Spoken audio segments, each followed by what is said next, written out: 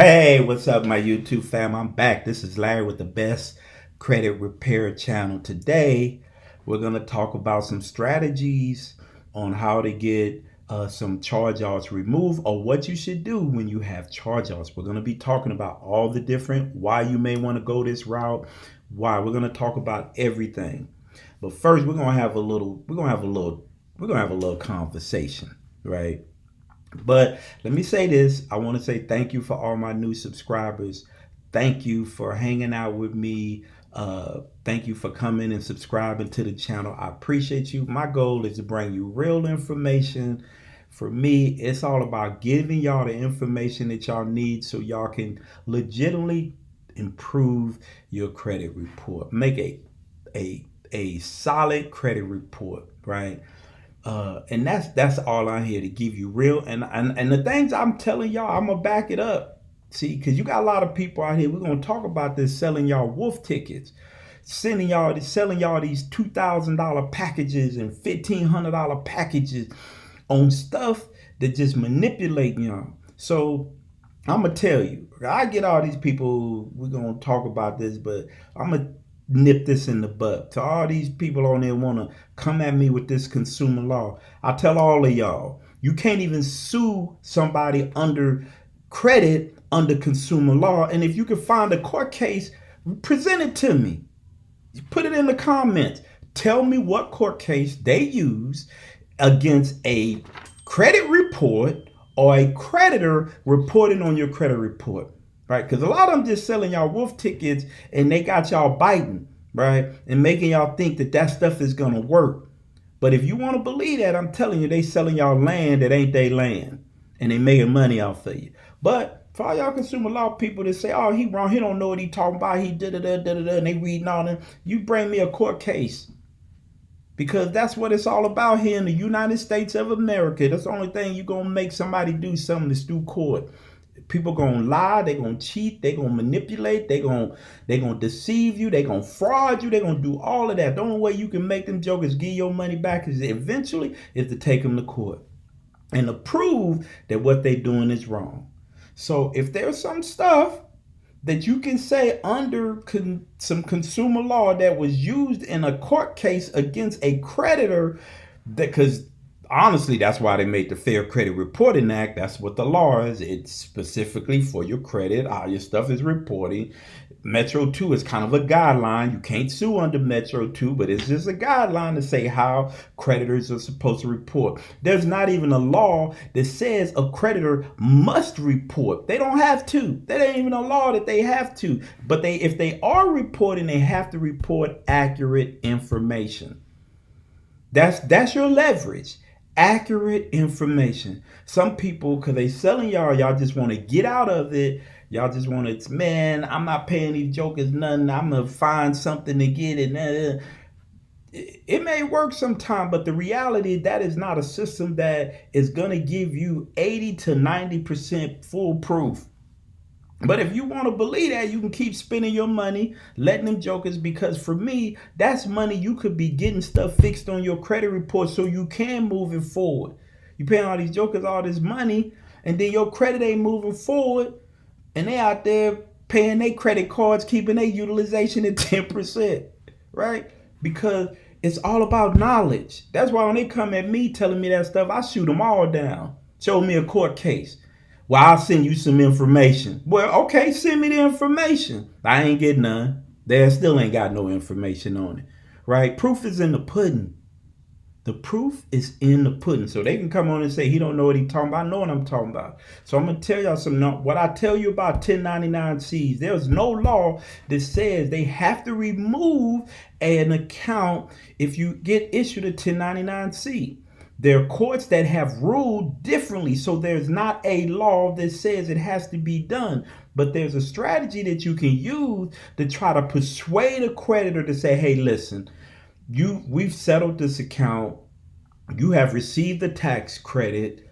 I have issued this as income on my credit. I have entered as income on my taxes.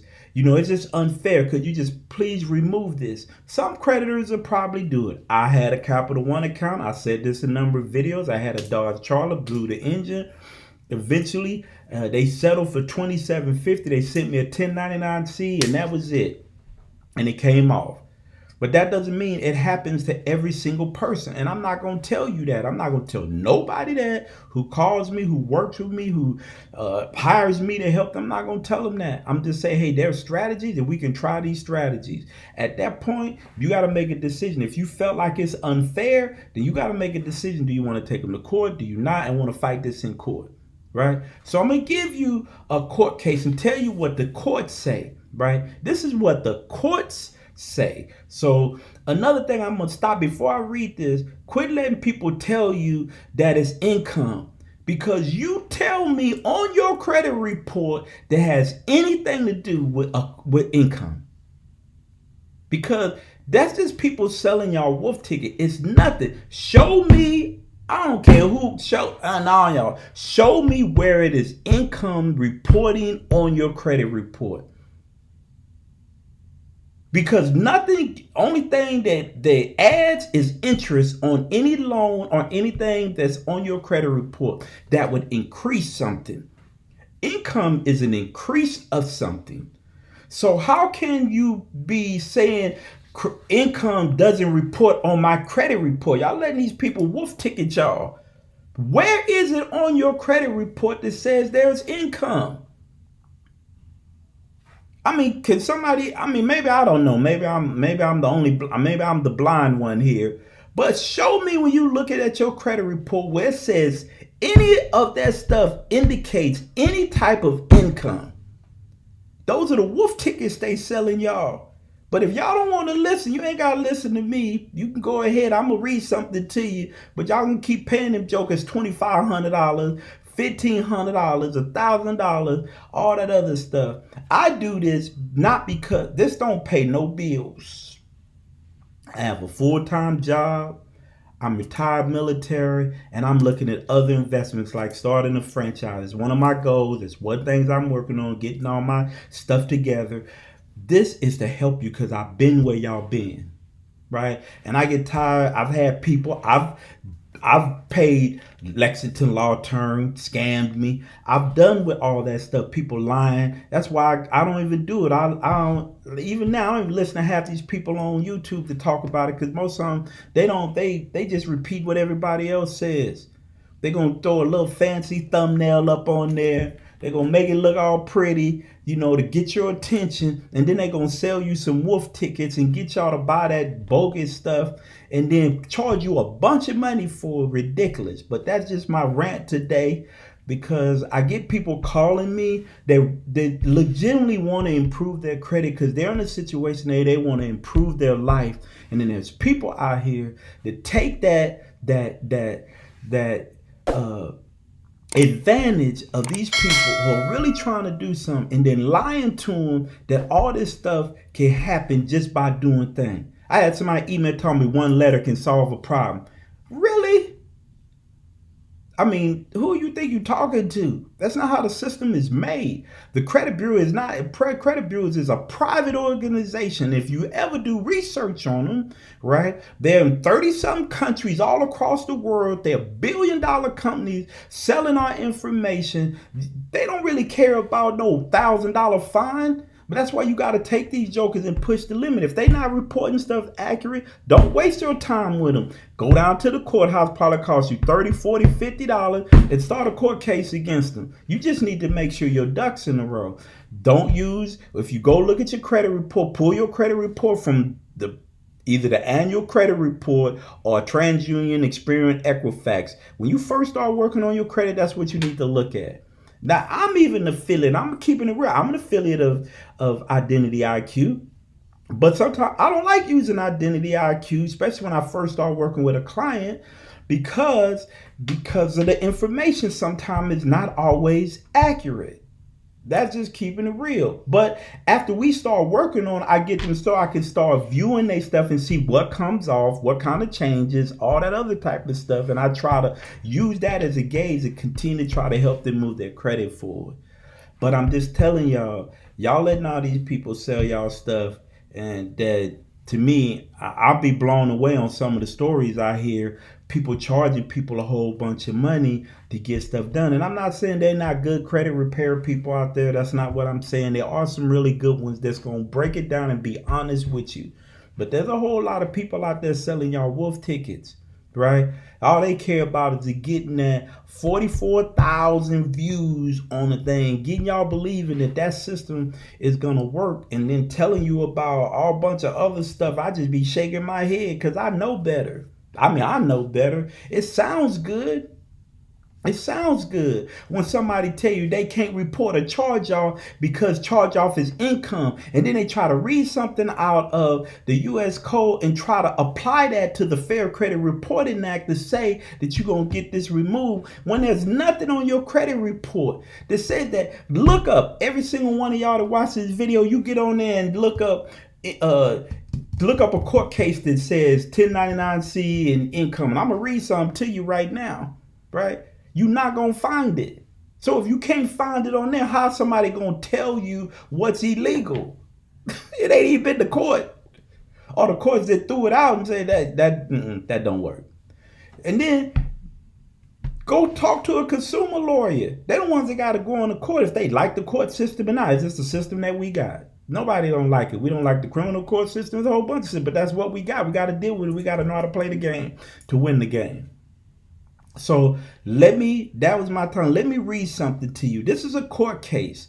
Now I've read court cases that says, so what happens is the bigger courts view 1099-Cs than the smaller courts. The smaller courts have said that it's unfair to get a tax credit and then report a 1099-C on somebody's credit report, basically what they're saying. But bigger courts say this. You can look this court case up. It's also in my master dispute package because I like giving people information. So when people selling y'all wolf tickets, y'all can go back and say, nah, I don't think that. So this is a court case says in Bonomi, which is Bononi versus Bear, employed at the Federal Credit Union. The plaintiff made two arguments as why the issuance of a 1099-C operates to fully discharge a loan. First, plaintiff argued that the 1099-C only issues when an unverifiable event such as a charge-off of a debt occurs. Therefore, the issuance of a 1099-C essentially constitutes an admission by a buyer that it, and thus proves that buyers discharge the debtor from further liability. The second plaintiff argued that the defendant's issued the Form 1099 itself operates to legally discharge a debtor from further liability. The courts rejected both arguments for many reasons. First, it adopts the position that the IRS does not view a 1099-C as an admission by the creditor that it has discharged the debt and can no longer pursue collection, and that the IRS interpretation was entitled to great deference. All right. Second, the IRS interpretation is consistent with the fact that the 1099-C are sometimes filed and issued in error, ultimately prompting the filing of an issuance of a corrected 1099-C. Third, as a matter of law, does not operate to legally discharge debtors from liability on those claims that are described in the form. Fourth, the courts held that sole purpose behind filing and issuing a Form 1099-C is to satisfy an IRS information reporting requirement regarding an event that has already happened, and this purpose is as far cry from the purpose of discharging the obligation that it is subject of the form. The 1099-C, which purpose intend, must accompany Any voluntary act that would operate to discharge such obligations. So what they're saying is that 1099-C basically is an IRS. It is just solely meant for IRS information. For all y'all that don't understand, a corporate has to report their profits and losses. If you have $1 million company, you have $500,000 in debt. You can't sell your company for $1 million because now you just made up the $500,000 that you lost in a debt of the sale of the company.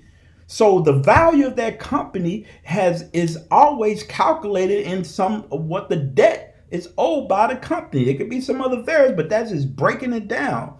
So it's also telling you that just because they issued it doesn't relieve you of the obligation of the debt. Don't mean that. So when you got these people using that against you and telling you and then saying, well, that's income because you added to your tax and that's income. So your credit report can't report income. But can't nobody show me where income is being reported. It's not something that's required to be reported. It is not something in Metro 2 that states it needs to be reported. It's nothing that shows in the Fair Credit Reporting Act that says anything about income, right? So I don't know where they're getting this from or where they pulling it out. I know where they're pulling it out at. They're trying to mix the U.S. code and then trying to throw it in there with the Fair Credit Reporting Act and then make y'all think that they giving y'all something that's far cry from the truth. Look, this right here is a journal of law, right? These people write journals of court cases that have come on, right?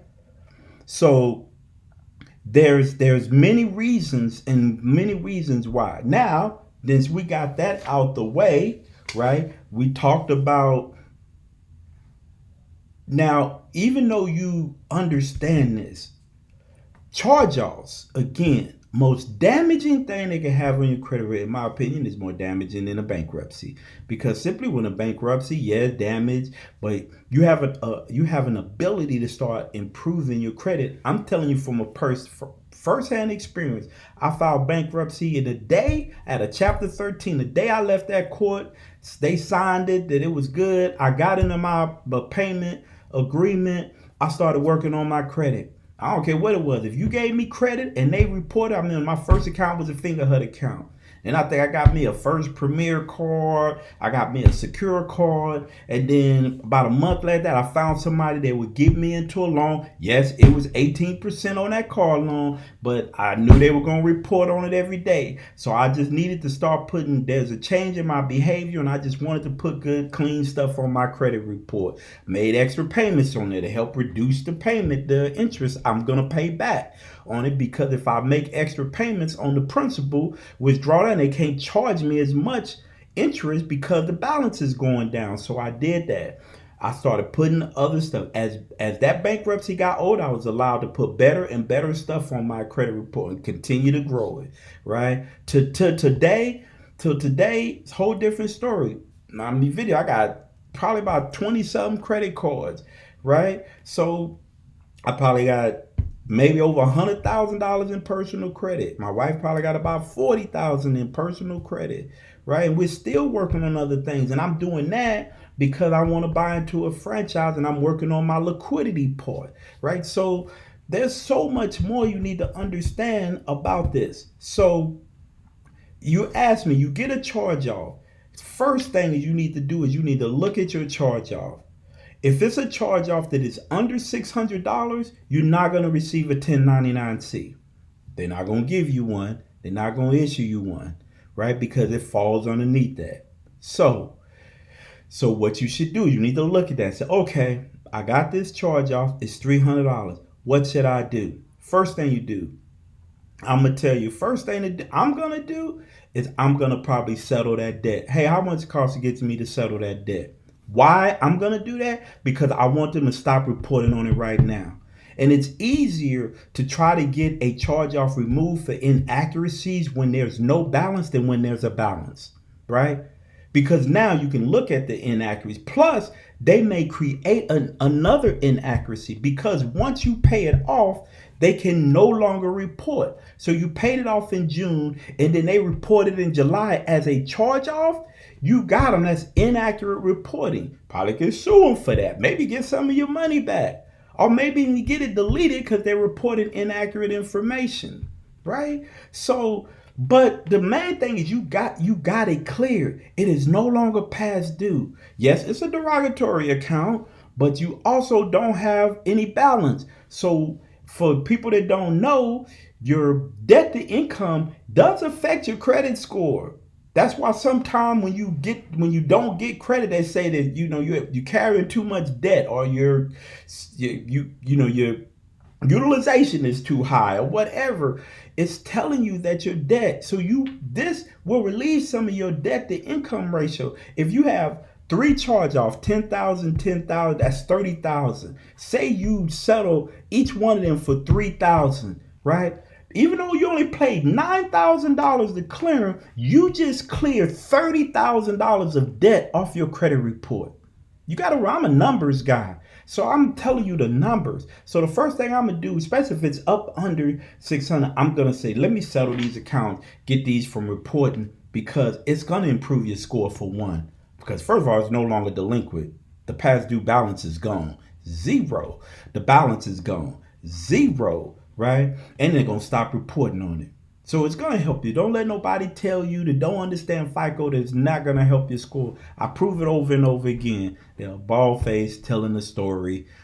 They don't know what they're talking about. And I tell them all to their face, right? Now, if you got 50 of them, of course, one may not affect your score. But if you have one and you clean that up, I bet you your score going to go up. It may depend on what else is going. It may go up 10 points, 15 points, 20 points. It may go up, but it's going to go up. It's not going to go down. I promise you that, right? And it looks better. It's not all about your credit score. It's also about your credit profile. When somebody look at it and say, yeah, he had a charge off. He had 3 charge offs, but he took care of all 3 of these charge offs. Look like he's been doing better. Boom, boom, boom. Yes, you may get a little higher interest loan, but at least you're getting a loan. There's people got charge offs, can't even get a loan, right? And they're still struggling a year later trying to get this charge off. So that's what I would do with a charge off under 6 settlement. Then look at it. If there's some things reporting accurate and they updated, then I'm going to go ahead and start challenging the accuracy of the charge off. That's my strategy. That's what I would do. All right. Now it's over $600. You need to start looking at it. Well, okay, this is over $600. How old is the account? Step 1. Is the account 3 or 4 years old and it's over $600, that original creditor had to issue a 1099-C. He had to. So you need to find out, did I get that 1099? Did they issue me a 1099-C? All of that. First thing, call the IRS. Hey, have I had any 1099s issued against me in the last couple years? Right? If not, they may tell you no. Well, you know what? Can I get my tax transcript? I need to look at my tax transcript to see if this creditor submitted a 1099-C to y'all, but did not submit a 1099-C to me. That is required, because that may be leverage for you to help get that off your credit report, right? That could be leverage when you communicate with the creditor. Hey, your job was to issue me a 1099-C. You never issued me a 1099-C. That's in violation. And I noticed on my tax transcript, you submitted it. And how can now my taxes are jacked up because you never issued it to me. Now, if I get audited, I'm in trouble like I was trying to evade taxes. No. We're not going to go down that road. So that's what I would look at. Did they issue a 1099-C? All right, call the IRS, get your tax transcripts, do all of that stuff.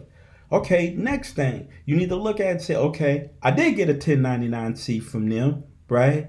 But doesn't mean they don't have to come after you. You got to also look, what's the statutory limitations in my state? If you're in a state where it's 4 years and it's older than 4 years, they can't come after you anyway. That's leverage on your end to settle and probably get it off. Capital One couldn't come after me. It was past the 4-year statutory limitations. So when I went and settled it with them, they didn't have a problem just taking it off. They weren't going to get nothing anyway, because they couldn't force anything, and it was about to fall off my credit report anyway. So to me, I didn't even care. But I realized that it was killing me having that $19,000 charge off still reporting on my credit report. So what I do, I went ahead and settled with them, got it up, and I didn't even think it was coming off. And next thing you know, they took it off. They sent me that 1099-C and they took it off. So it's all on the creditor, but you have to look at that, right? So back to say you got something that's more than say $600. You're gonna call the IRS, see if you got a 1099-C. If you got a 1099-C, you still can settle that debt. You can still go back and settle it, right? If it's past 4 years, if it's past 4 years, you can call them and use that as a leveraging tool. Hey, this is past 4 years. You can't sue me for this debt, but you did issue me a 1099-C. Do you think I could settle this debt, submit this 1099-C, and then they're going to tell you they can't remove it because that's what the Fair Credit Reporting Act says. That's what Metro 2 says. You can't remove accurate information. But if you can find some inaccuracies, which is an error, any errors can be deleted from your credit report. So now you can say, hey, this is not reporting correctly. Please delete this off my account. They may look at it and say, well, he don't owe us no money anyway. We don't have no reason to keep it on his credit report. Let's just delete it, right? Or the credit bureaus may just delete it. So don't sit here and let charge-offs ride on your credit report. Now, some people ask me about restrictive endorsement. Can we use restrictive endorsement? You can use one, but it mostly works with collection agency. But if you can get an original creditor to sign off and take that check, endorse it, and cash it, then they just entered into a contract with you. Now you may have to take them to court because somebody may be stubborn and not want to do it or fight it, but they ain't gonna win. I don't believe they'll win. I'm not a lawyer and I'm not trying to be a lawyer, but I can't see how you can sign a contract to something, going to court, and then say you don't have to abide by the same contract that I signed with you that you expected me to abide by. So I don't get that. So for me, I'm going to take it and the judge is going to say, yep, no, or whatever. But I'm pretty sure he's probably going to say, well, you entered, did you not read the letter? Well, it plainly says that if you don't agree, return the check, right? It plainly says what he's asking, and then he also put it on the back of the check that you had to endorse, that you should have read what is on the back of this check that you didn't do. So if you could get them to cash it, boom, you in. Right? But these charge-offs they're so damaging, and most people this is the biggest thing I've seen is these charge-offs, and people are riding because there's a lot of misinformation out there. It's a lot of misinformation out there about charge-offs and telling people not to pay these charge-offs, or I could get this charge-off for you. So this is how I look at charge-offs too. A creditor, I'm gonna flip it. You're the creditor. I owe you $6,000, $10,000. Maybe I am reporting it inaccurate on your credit report, right? And I'm not gonna take it off because you owe me $10,000 or whatever. But you say, well, I'm gonna take you to court. Well, take me to court. You owe me $10,000. How much you gonna get? Now I got you in the courtroom. Now I'm the original creditor. We're in the courtroom together. So how do we know what's going to play out? Are they going to try to countersue me for something? What else is going to happen while I'm in that courtroom, right? So that's why I'm trying to get y'all to understand, right, that these charge-offs are something fierce. But we also need to understand that don't allow these things to ride. I know some people got these crazy charge-offs. Call the creditor. Hey, you ain't got to pay him when you talk to him. Hey, I have a charge off. What would it take to settle this account? Because I need y'all to stop reporting on this account. Now, if there's some inaccuracies, go after them for them inaccuracies.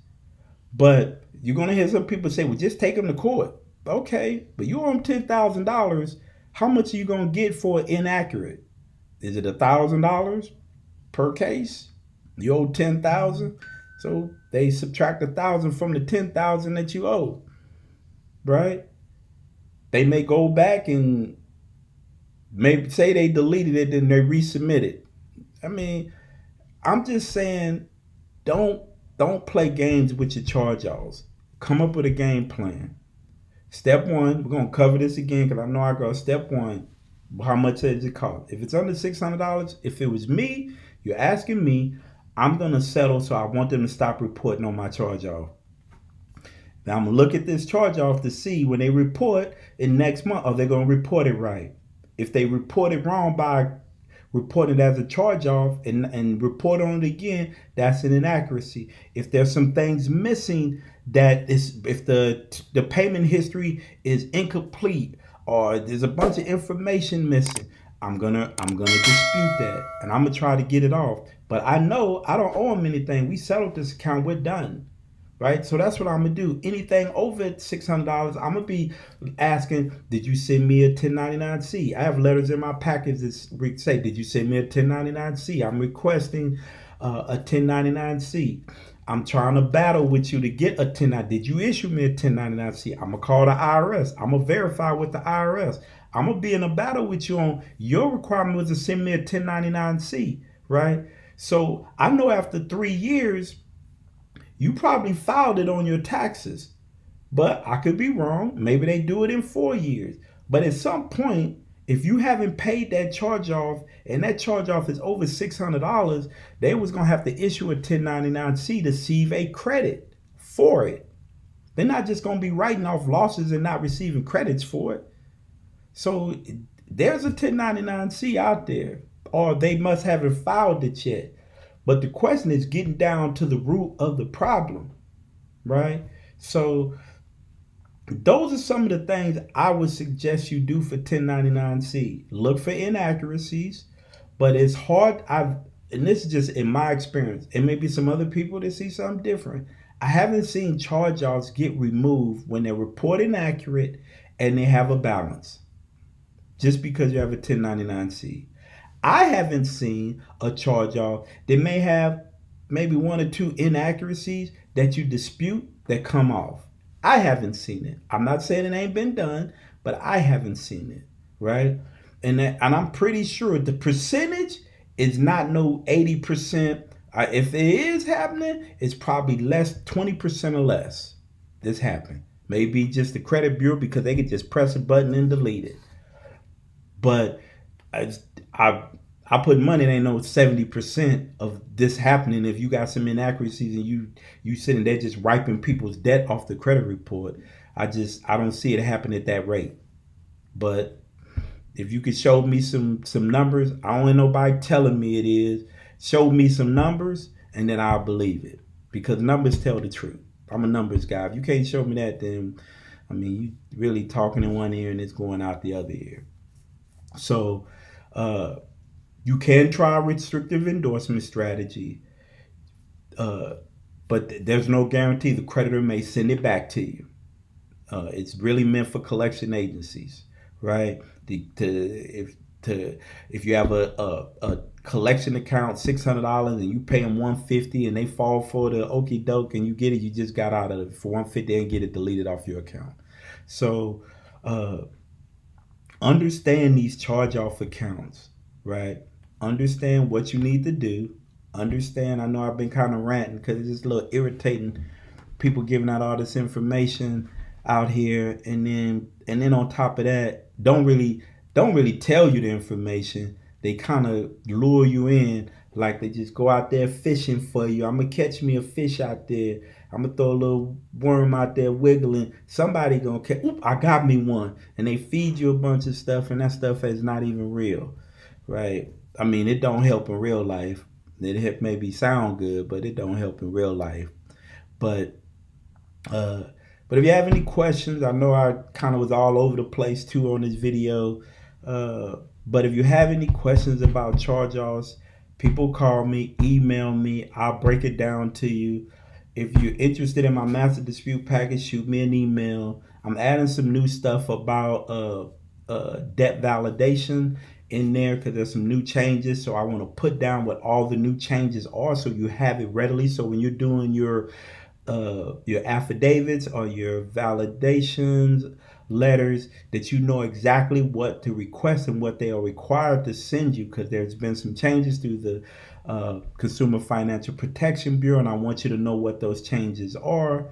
So I'm putting that in the package. I'm actually going to do a video on that, and I'm so glad that I got offered this one job. It's gonna work so perfect because I'm actually working the evening shift, so I can get up, go to the gym, come home, shoot y'all a video, try to get a video to y'all every day, answer questions, do that, go to work at night, and be good. I know, and I like this. So if I have other opportunities or stuff like that, it just gives me an opportunity. So I appreciate y'all. I'm not trying to have these long videos, but today got a little bit extra long, just because I was venting a little bit. But these charge-offs, again, if you want to get real information, you want to know how to attack them, what you should do, shoot me an email.